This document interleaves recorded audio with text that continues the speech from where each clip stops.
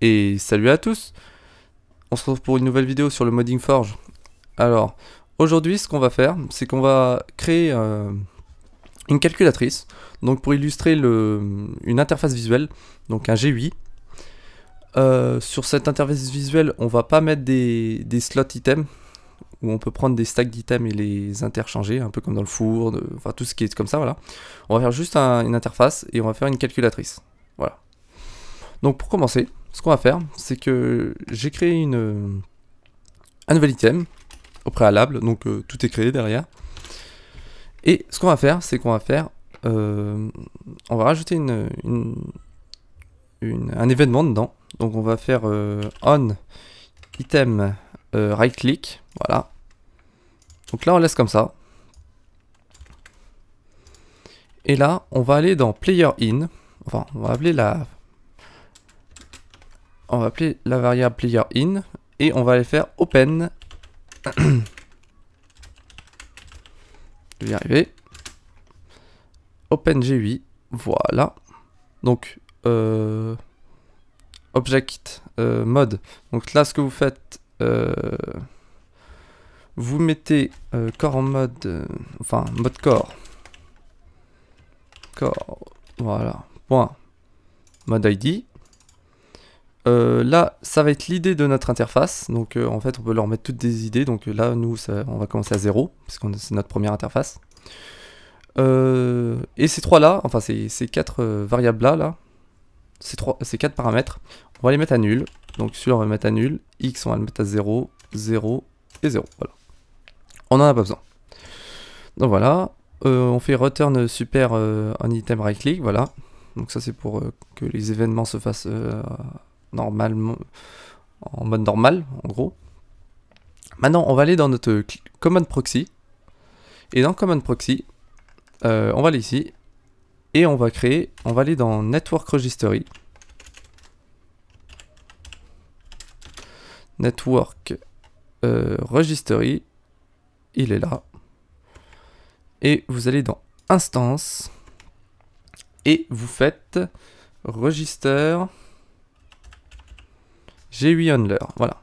Alors, au niveau de ça, donc ce que vous faites, donc au niveau object mode, ce que vous faites, donc nous c'est mode core, point. Alors, normalement il faut faire instance, mais comme nous on n'a pas instance, on va faire quand même écrire instance. Voilà. Et on va faire créer une constante. Là non. Mode core. Donc là vous marquez c'est du type mode core. Voilà. Donc en gros c'est le même nom que votre classe principale. Et là vous allez faire at instance. Voilà.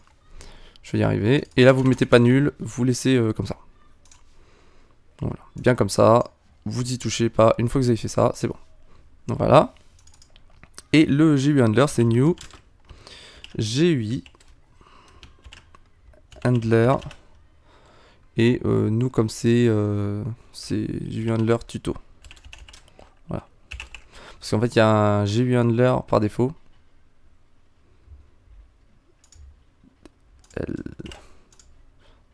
Voilà, c'est bon. Donc là, ce que vous faites create, donc vous créez la nouvelle classe. Vous pouvez la mettre dans le proxy. Ouais, c'est bien, voilà. Vous y touchez pas, et puis voilà. Donc, alors. Donc là, vous avez deux fonctions qui sont générées. Alors, pour commencer. Donc là, vous faites un petit peu, hop, vous triez comme vous voulez. Et ce qu'on va faire, alors je regarde mon modèle. Donc, on a get client GUI et get serveur GUI. Donc nous, ce qu'on va faire aujourd'hui, on va pas s'occuper du côté serveur, on va s'occuper que du côté client. Donc juste au-dessus du override, on va faire un nouveau at là, et on fait side only, donc side only pour comme d'hab là, pour dire comme quoi c'est que le côté client. Donc client, hop là, donc side.client, c'est bon. Voilà. Et donc là, au niveau de ça, ce qu'on va faire, c'est qu'ici, on va faire Donc if l'id est égal à 0, return new GUI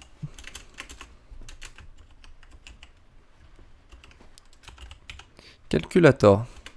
Donc ce que vous faites, enfin moi je conseille de faire ça, mais c'est de faire le même nom que le nom à chaque fois de vos blocs, comme ça au moins il y a une espèce de cohérence entre vos classes. Parce que au bout d'un moment, si vous avez 200 classes, enfin j'exagère, mais vous pouvez arriver très bien à 4 classes qui sont propres à un item ou à un bloc. Donc vaut mieux faire quelque chose d'assez propre dès le début, quoi. Et donc là, ce qu'on va donner, on va rien donner de plus, et on va faire create. Voilà. Donc pour créer ça, ce qu'on va faire, c'est qu'on va pas aller dans le package proxy, mais on va faire un nouveau package qu'on va appeler GUI. Voilà, donc moi ce sera javapower.tuto.gui. Donc voilà, on a créé la classe et on fait extend à GUI, tout simplement. Voilà. Donc là, vous allez créer votre classe. Et donc là, déjà, on peut tester, voir est-ce que quand on clique avec notre item, est-ce que ça fonctionne. Donc voilà. Donc là, je vais aller voir si quand on clique avec l'item, est-ce que ça ouvre bien notre interface déjà. Donc voilà, donc je viens de cliquer avec l'item et vous avez vu, il y a eu une erreur. Et l'erreur, elle est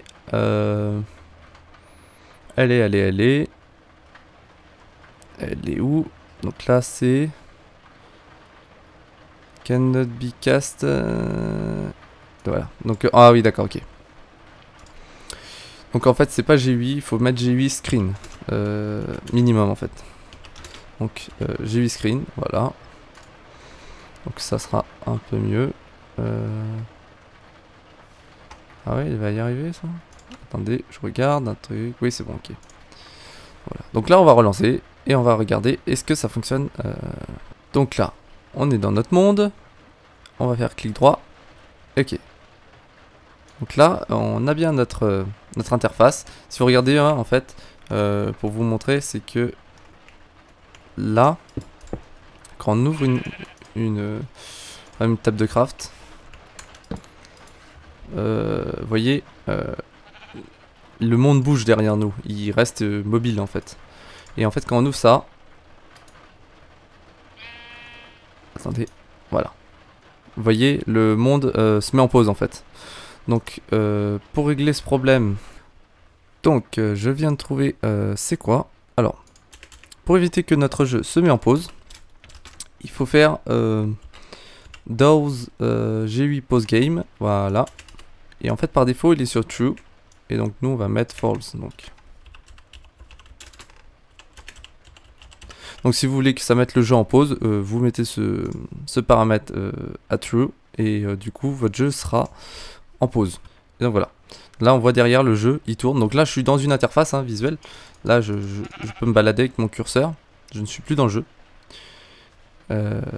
Et puis du coup, ce qu'on va faire, c'est qu'on va mettre hop une interface visuelle comme ça, tac. Donc pour l'instant je vais juste mettre des boutons. Je vais pas mettre un contour comme ça. Hop.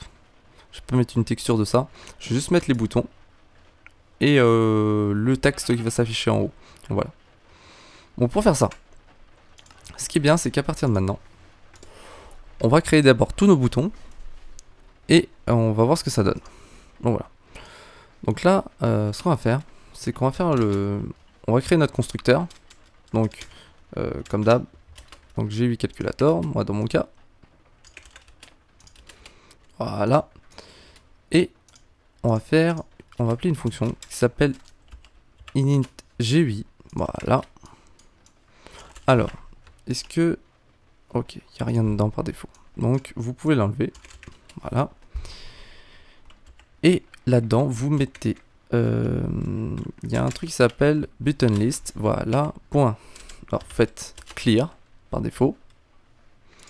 Et là, on va faire plein de boutons. Donc, GUI. Bouton. Donc, button comme ça. Donc, les GUI boutons. Et on va les appeler. Donc K1, donc c'est pour dire key 1, key 2, key, voilà, c'est juste pour dire ça. Donc K1, donc pour le premier ça sera new GUI button, voilà.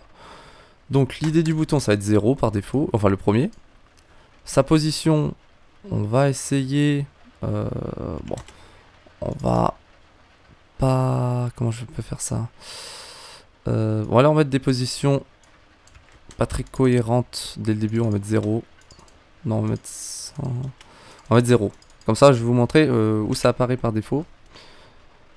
Et il faut un texte, je crois. C'est ça? Oui, c'est ça. Ok. Donc au niveau du texte, nous, ça va être 0. Voilà. Et ce qu'on va faire, on va en créer plein.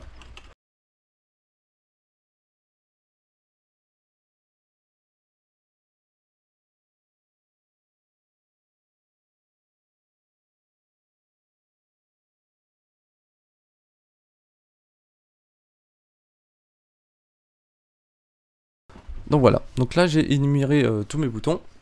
Le problème, c'est que là, ça va nous faire des grands boutons. Donc les grands boutons que vous voyez très larges dans Minecraft, là. Donc ce qu'on va faire, c'est qu'on va leur donner des dimensions. Donc en fait, avant le texte que vous leur mettez, là, on va mettre la taille, donc en X et en Y, donc c'est 20-20. Et on va l'ajouter sur tous les boutons.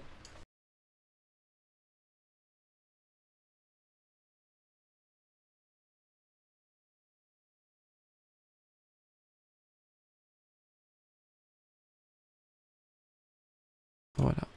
Donc voilà. Donc au niveau de la position de vos boutons, là, j'ai mis les idées à 0. Bon, je le ferai après ça. Donc en fait, au niveau des idées, enfin des coordonnées de votre bouton, donc X, Y. Donc là, ce qu'on va faire, c'est que le premier, on va le laisser en 0. Après celui-là, on va le décaler en X. Donc on va le décaler de 20. Celui-là, on va redécaler de 20.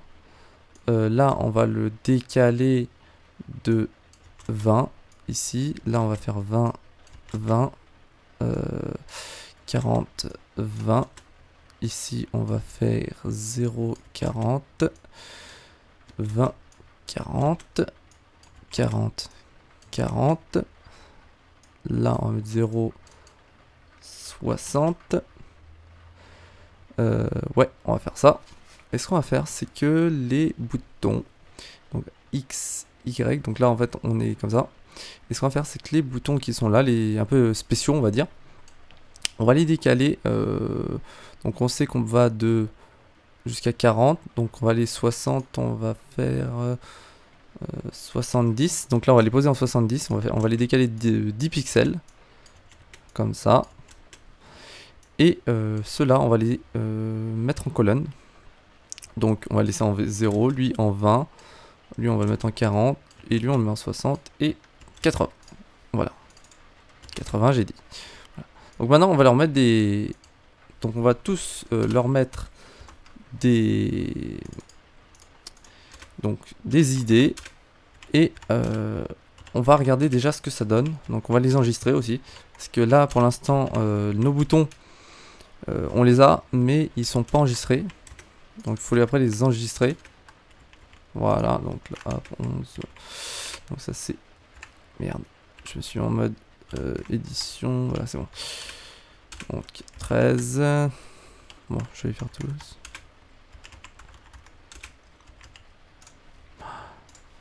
Donc maintenant, ce qu'on va faire, c'est qu'on va ajouter nos boutons à notre liste. Donc on va faire button list. Donc je vous montre pour le premier. .add.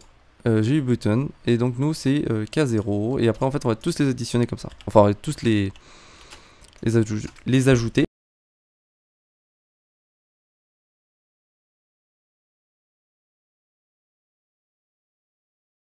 Donc voilà, donc là nos boutons sont ajoutés. Qu'est-ce qui va nous manquer? Il va nous manquer, donc pour faire notre calcul on va dire qu'on peut additionner deux chiffres. Donc ce qu'on va faire, on va faire int A virgule B. Donc là on a deux chiffres, donc ils seront forcément par défaut à 0. Voilà. Et on va faire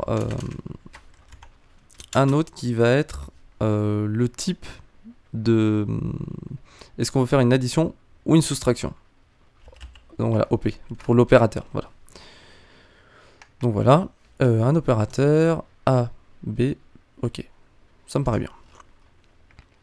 Donc, si on démarre ça, problème, c'est que là, on va le démarrer, vous allez voir. Il va nous manquer En fait, on a nos boutons. Le problème, c'est que pour l'instant, on peut pas dire, quand tu appuies sur le bouton, qu'est-ce qui se passe. Donc là, problème. C'est-à-dire qu'on fait des boutons un peu dans le vide, là.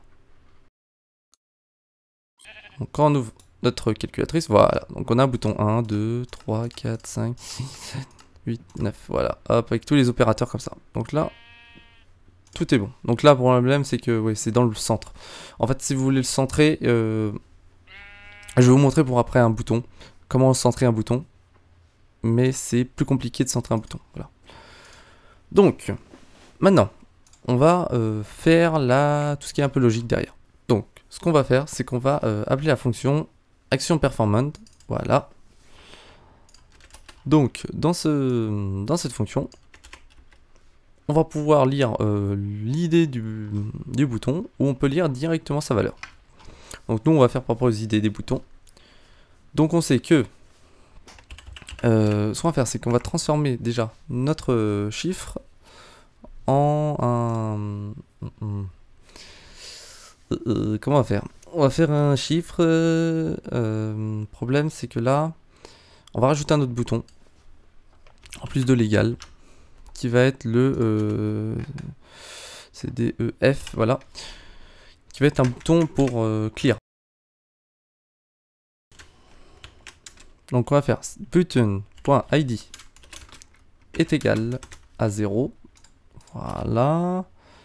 Et on va faire ça pour tous nos événements. Donc là on va faire d'abord les événements spéciaux. Donc par contre si je commence à faire n'importe quoi, ça va pas le faire. J'arrive même plus à écrire sur mon clavier.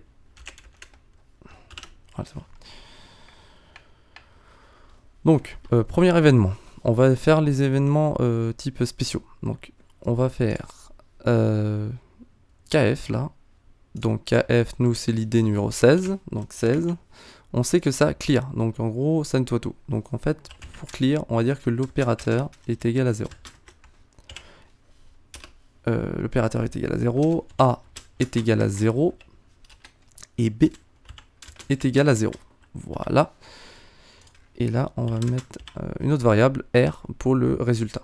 J'ai oublié le résultat. Et on va faire R est égal à 0. Voilà. Donc ça, c'est bon. Là, on sait que ça nettoie. Voilà. Maintenant, ce qu'on va faire, c'est que quand on appuie sur les chiffres, donc 0, 1, 2, 3, 4, 5, 6, 7. Donc, quand l'idée, on va faire... une condition, quand l'idée est entre 0 et 10, on va prendre en compte le chiffre en gros. Donc, et supérieur ou égal à 0 et que button.id est inférieur ou égal à 0, inférieur ou égal à 10, voilà, et ben on va faire tous les chiffres. Donc, ce qu'on va faire, c'est qu'on va verser, on va tout décaler, on va mettre 1, 2, non, attendez, 1, 0, pourquoi là j'ai 1, 3, 4, 5, 6, 7, 7, ah oui, d'accord, 7, 8, 9, voilà. Donc de 0 à 9, j'avais mal fait mon truc, donc on va laisser un 11, comme ça il y aura un écart, c'est pas grave, voilà. Donc on va faire, si l'idée est supérieure ou égale à 0, et que le bouton idée aussi est inférieur ou égal à 10, donc on est dans cette tranche, on va agir sur notre première variable. Donc si notre opérateur n'est pas égal notre opérateur est égal à 0, donc en fait, on va dire que quand on est à 0, enfin quand l'opérateur est à 0, on n'a pas appuyé encore sur la touche de l'opérateur, donc plus, moins et tout ça, et donc on est encore sur le premier chiffre, voilà, donc là on va être sur A, donc A plus égal à A fois 10 plus button point ID, voilà, donc là comme ça organise tout, et si notre opérateur n'est pas égal à 0, on va pas agir sur A, mais on va agir sur B, donc notre deuxième variable, donc B, voilà, et c'est tout, voilà. Après, ce qu'on va faire, si on va agir maintenant sur les opérateurs, donc on fait un autre ls if, comme ça. Donc si le bouton est égal à 11 ou 12, voilà, on va faire 11, 12, 13, 14, 15. Ok, donc c'est les 4 premiers, donc de 11 à 14. Donc là on va mettre de 11 à 14. Le opérateur, il est égal à bouton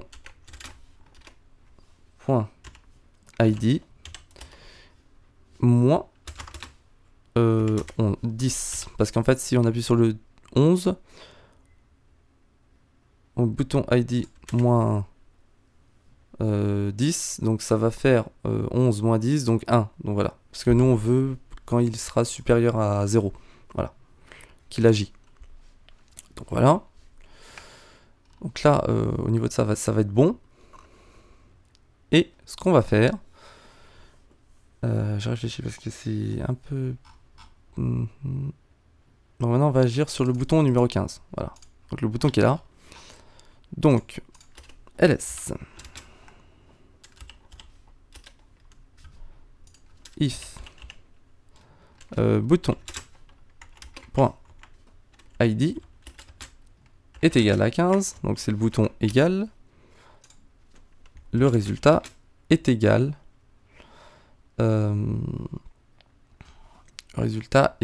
à bouton. Non, le résultat est égal à l'un avec l'opérateur et l'autre. Voilà. Donc, ça dépend de l'opérateur. Donc, si, on va faire comme ça. Si l'opérateur égale à 1, donc 1 c'est plus, voilà. R, il est égal à A plus B, voilà. Si l'opérateur, voilà, donc on met des ls et ls, voilà. Donc, si l'opérateur est égal à 2, donc c'est l'opérateur moins. Après c'est l'opérateur divisé, donc divisé, multiplié, donc c'est 3 et là c'est l'opérateur numéro 4. Voilà. Et puis voilà. Si le résultat il est égal à 0, on va considérer que ça sera pas bon. D'accord. Donc ça c'est bon. Alors, donc là, on a fait un peu notre logique derrière, mais on l'a pas encore affiché en fait. Donc ce qu'on va faire, c'est qu'on va aller l'afficher. Donc c'est dans Draw Background. Voilà. Et on va faire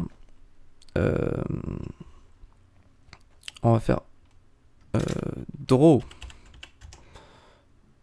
string, voilà. Donc on va draw un string, voilà. Le texte il va être égal à... Alors en fait ça dépend. On va mettre aussi un peu de logique là. Donc là il faut éviter de mettre de la logique dans le draw. Donc parce que c'est là ça va être appelé à chaque fois qu'il va afficher. Donc voilà. Hop, hop, hop, comme ça. Si l'opérateur est égal à 0, donc on n'a pas encore fait notre addition. Si l'opérateur est égal à 0, donc on n'a pas de résultat, c'est sûr. Et on va faire font render. Le texte, ça va être des guillemets plus, on va afficher A. Voilà. En X, alors en X, on va l'afficher. Donc on va l'afficher après tout ça. Donc là on est en X, attendez, X, on est en 70. 70, ça fait 90. On va aller l'afficher en 100. Y, on va l'afficher en 10, on va le baisser un petit peu. Alors la color, c'est... faut mettre une couleur HTML, donc vous faites 0, X, et là vous mettez votre couleur. Donc les couleurs HTML, je vous rappelle, c'est par exemple le blanc, c'est F, F, F, F, F, F, voilà, CF. Et là, donc là, on va avoir un texte écrit en blanc. Comme on va avoir... Je vais le mettre d'une autre couleur, donc red, green, blue. Donc bleu, ça va faire du rose, non? Red, green. Ah non, c'est du jaune. Bon, allez, c'est du jaune. Parce que le jaune, comme ça, c'est pétant. Vaut mieux que ça soit un peu pétant, histoire qu'on puisse le voir. Donc A. Donc LS. Alors, si... Par contre, on va faire un truc là-dedans. Donc si le résultat est égal à 0, on va faire A, voilà, comme ça. Plus... Alors, on va essayer de ruser un peu notre truc. Parce qu'en fait, on voudrait afficher l'opérateur. Donc ce qu'on va faire, c'est qu'on va les écrire dans l'ordre. On va faire, donc c'est plus, moins, slash, étoile. Ok. Plus, slash, moins, étoile. Comme ça. Donc là, je les ai mis comme ça. Et vous faites index off. Et on va faire opérateur, moins 1. Là, vous mettez opérateur moins 1 à l'intérieur. Donc, en fait, là, c'est l'index 0. Et comme ça, il va aller chercher le caractère à la bonne position. Plus B. Voilà. Donc voilà. Et ls. Donc là, ls. Vous faites ça. On va écrire la même chose. Donc on reprend la même structure. Et on fait égal plus résultat. Voilà. Donc normalement, on va démarrer et on va voir. Donc là, normalement, ça va fonctionner. J'espère. Parce que bon, là, j'ai un petit peu improvisé le truc. Je pensais pas faire comme ça. Donc voilà. Alors, donc là, c'est pas mal. Alors, pourquoi ça affiche rien? Donc là, on voit que ça affiche rien. Je ne sais pas si je l'ai mis en mode debug le truc. Donc voilà. Donc voilà. Donc là, j'ai trouvé l'erreur. En fait, c'était juste que je m'étais trompé de fonction. C'était draw screen, c'était pas draw background. Parce qu'en fait, dans la version avec le G8 container, c'est draw G8 container background layer. Donc, j'étais un peu trompé là-dessus. Donc là, normalement, on va regarder, mais tout va fonctionner correctement, j'espère. Ok.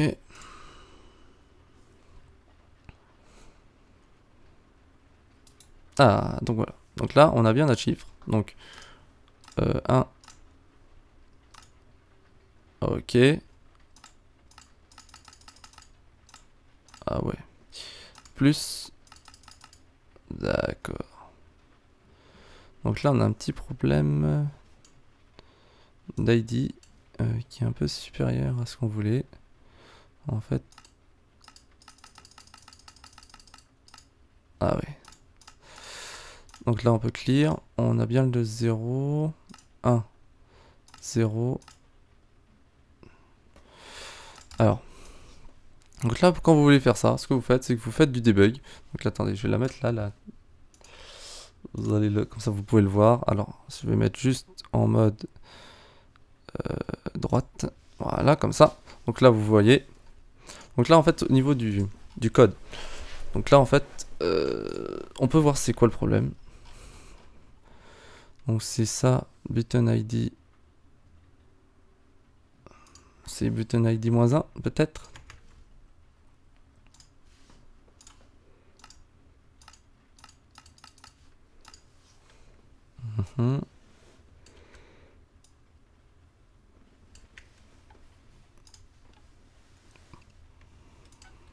Ah non, est égal à.